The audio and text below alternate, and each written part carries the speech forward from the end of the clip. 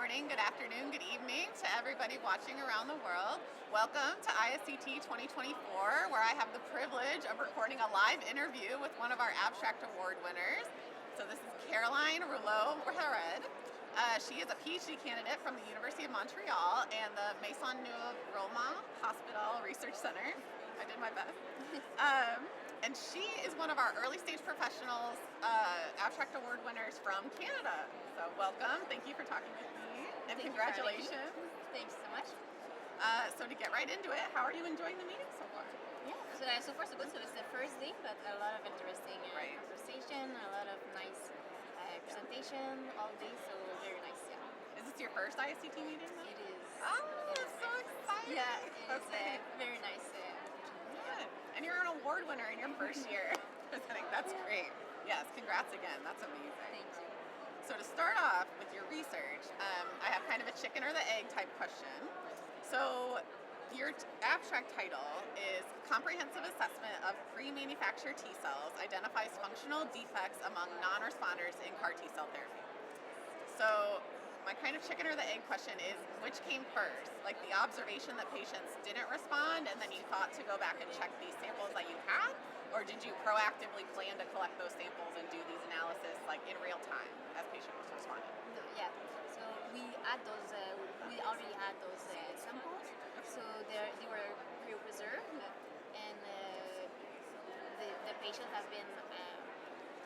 received their CAR T cell. We know the responder and non-responder, so we can go back with those samples that are kind of staying there for That's us, great. and we can use them and Okay. That's really nice. I think that's promising for other centers. You don't think to do these analyses ahead of time, but then if you have these samples just sitting in your cells, LN2, why not use them? why not? Yeah, We can have so many information for the cells. So. Yeah, good for you guys. Okay. So after you thaw them, can you talk a little bit about like what were the analyses that you did on these cells? Yeah, so we first wanted to do like a kind of let's see overall what's happening there. So we look at them when they're resting cells, and we activated them for 3 days with anti-CD3 and anti-CD28. And we're doing a lot of flow cytometry, so we're going to phenotype them, check if we have more early memory, late memory, or more effective cells. And we also check the co-inhibitory receptors, right? So a lot of flow cytometry. We also look at metabolism. So for now we're doing CRS experiment. Oh, okay. Yes, I'm familiar. And we did RNA splicing as well. Okay. And cytokine secretion. So a bit of everything to see what's going on there, and then we're focusing more and more on some aspects. Okay. Are you going to show that slate of data in your talk? Yes. Okay. I have some of these data are there. Oh, good. Okay. Oh, that's exciting. That's a lot of samples that you must have gone through. Like, how many did you do in total?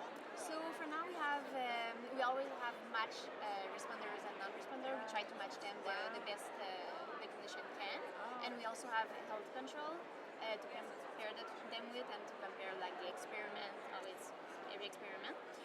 So we have 5 of each. So no, I'm sorry, 6 of each so far, because I did one 2 weeks ago.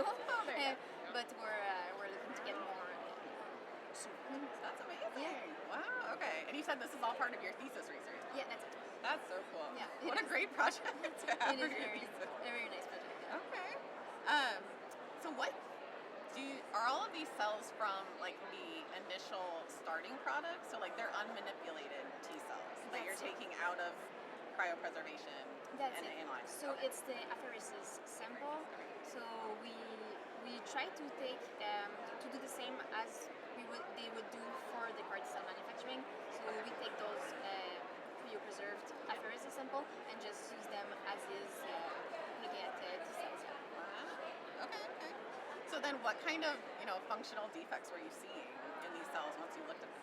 So we saw that they were more exhausted, rapidly exhausted. That's for one. We saw so the thing, we look at resting cells and activated, because obviously when they're doing the CAR T manufacturing, they're gonna activate the cells, and after the stimulation as well. So we wanted to see how they react to stimulation as well. So we can see that there's already defect in the resting cells, and we can see some that are amplified when you stimulate them. Okay. So we see both. And then for the metabolism, what we saw is that non-responder, they upregulate more glycolysis and oxidative phosphorylation pathway. They upregulate more these two pathways compared to the responder to stuff. So that was kind of interesting data, and we're going to look further into that going forward. Yeah. Wow. So when you saw these differences between the activated and the naive, did you do RNA-seq on both of those, or did you? So no, the RNA-seq is only on the resting cells so far. So we sorted for CD4 positive and CD8 positive T cells, and then we did RNA sequencing on them. So we saw more differences on the CD8 T cells than the CD4 T cells, but that's aligned with what we see in the literature. So that that makes sense. Yeah. That's cool. Yeah. Oh, okay. Well, I feel like that could, in the future, inform like some of these, conversations around should you select your population ahead of time a little bit, like how can we optimize our starting material to get a better product on the back end? So that's really cool. Okay, that kind of leads into my next question actually. So, are you considering any interventions that could rectify those functional defects before, or throughout the manufacturing process? Yeah, that's a great question. So that's the final goal, I guess. Okay.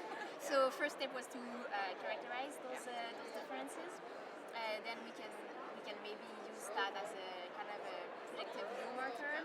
But the main goal was always to try and correct that, because those affairs are simple. We're using them after for manufacturing anyway, so we're at the right step to do that.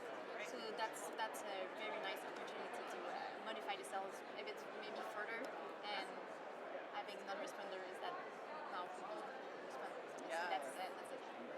It's a good goal. Yes. Okay. Is there anything that maybe another ISCT member could collaborate with you on? Like, is there some part of that project that you're looking for specific help with? I don't know. We had